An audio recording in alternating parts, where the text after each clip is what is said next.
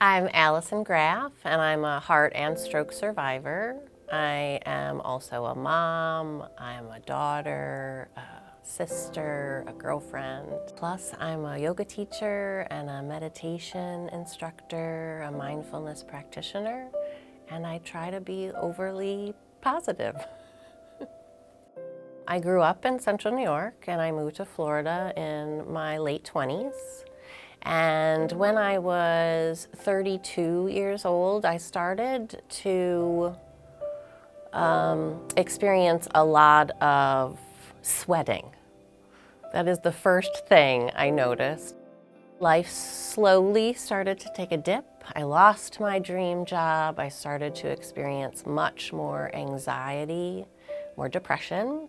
I started to experience a lot of tiredness, a lot of fatigue. I couldn't shower in the morning without taking a little nap afterwards. I went to the doctor, of course, and I was told I had asthma and was just slowly deteriorating more and more until I ended up calling a friend to take me to the emergency room because I knew it wasn't asthma. I knew in my heart that this is not what was wrong. Within 12 hours, my parents were in the hospital room with me. It's the gravity of how serious something is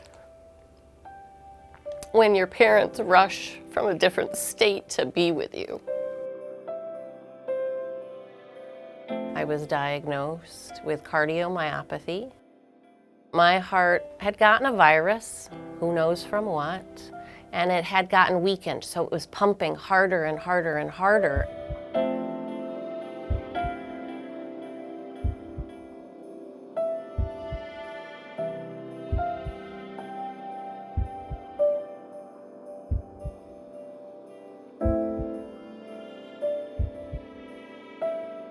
I was at a friend's house and we were celebrating. We came inside and I immediately had to sit down. I felt lightheaded. And I remember saying, I really don't feel good. And I stood up and I said, I'm gonna go lay down. And I did. I face planted. And it took a long time for the ambulance to come. I think it took 14 minutes.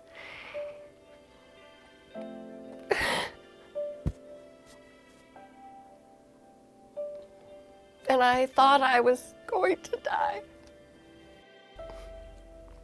Started to give orders at one point, and I said to my friend Kim, you need to take care of Avery.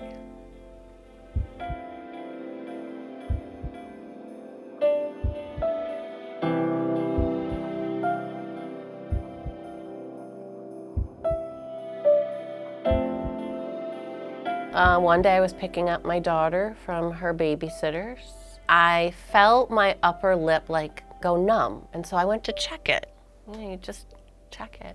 And my arm didn't do that, but it was out here. Like somebody else was moving my arm, that I couldn't control it. It was moving, and at that point I realized I'm having a stroke. When I went to say to my friend, I'm having a stroke, it didn't come out that way. I said words. In my mind, I heard myself saying, I'm having a stroke, but it was something about, just like sounds.